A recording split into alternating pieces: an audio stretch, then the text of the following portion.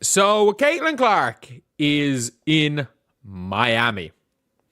Yes, Caitlin Clark is in Miami right now with Aaliyah Boston. Caitlin Clark just appeared in Miami with Aaliyah Boston right in the middle of the CBA lockout. While unrivaled games are happening, while Angel Reese is on the court, while the entire WNBA waits on a deal. One photo, one location, and suddenly the basketball world is buzzing nonstop about what it could mean. Drop a comment below. Do you think Clark showing up to watch Unrivaled could actually shift the CBA negotiations? Or is this just a coincidence everyone's reading too much into? Probably just going to watch her friends play basketball. It is hilarious. It is hilarious, and who knows? Who knows? Like, a lot of people are saying, no, like, I actually don't think Caitlin Clark is ever going to play in Unrivaled. I just don't. Unless it goes 5v5. But her rocking up to Unrivaled, if she rocks up to a game, and by the way, Lexi Hall, this, if you guys don't know, Friday is going to be the most watched day of Unrivaled because, yes, I get it, Paige isn't playing, but Aaliyah Boston's playing. You've got Lexi Hall, Angel Reese is playing, and Caitlin Clark might be there. Caitlin Clark might be there.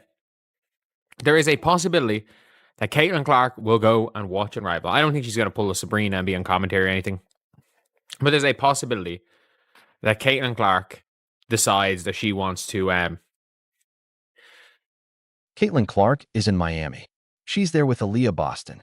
That's all we know for certain.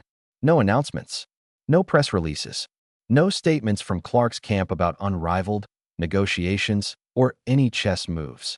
And yet, that's what makes this so fascinating. The timing is incredibly precise, and the context is heavily charged. Dismissing it as pure coincidence would take a level of willful ignorance that's hard to pull off with a straight face. Everything surrounding this moment, the CBA standoff, unrivaled ratings, the moratorium on player activity, the leverage at the heart of the negotiations, all of it points in a single direction. Caitlin Clark being in Miami right now feels like more than just a vacation. Entire time. Pretty much in Indiana the entire time. And Unrivaled, obviously, when it comes to their ratings, they haven't been good.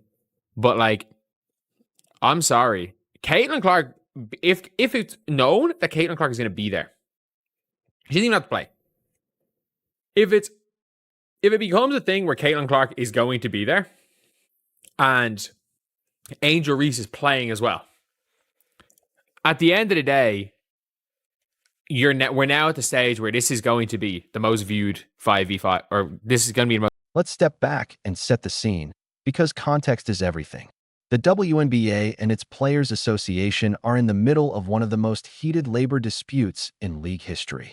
The union has imposed a moratorium on all player team activity, no workouts at facilities, no communication with coaches, no team participation of any kind.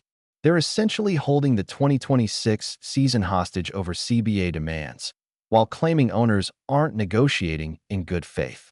But that narrative collapsed when the details of the owner's actual offer leaked, and it was substantial. We're talking over 70% of net revenue, average salaries jumping to $530,000, maximum salaries starting at $1.3 million immediately and climbing to $2.4 million by 2031. Charter flights, enhanced benefits, and real revenue sharing tied to league growth. This wasn't a lowball offer. It wasn't an insult dressed up as a proposal. It was legitimate, a serious foundation for negotiation, not inflatable rats outside the NBA store. Caitlin Clark in attendance. This is like, and then suddenly if Unrivaled randomly picks up, let's just say Unrivaled, with all of that being said, they were able to get 400,000 viewers, which is a record for Unrivaled. Nothing crazy. Like 20% of what Caitlin would pull in an NBA game, half of what Angel Reese would pull in a big WNBA game. But like, even if you just go and do that, and you have any sort of capability of making this a big deal, and you can get those numbers from just Caitlin being in attendance and Angel Reese playing, then all of a sudden it's like.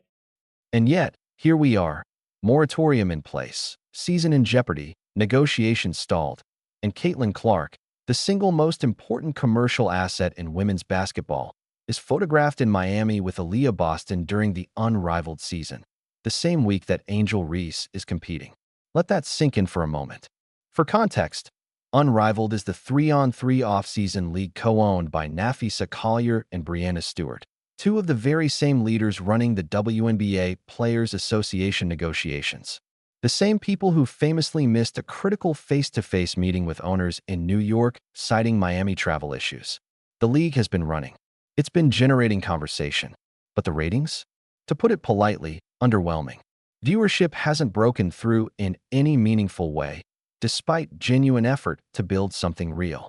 Then Caitlin Clark shows up in the same city where Unrivaled is playing, and the conversation changes instantly.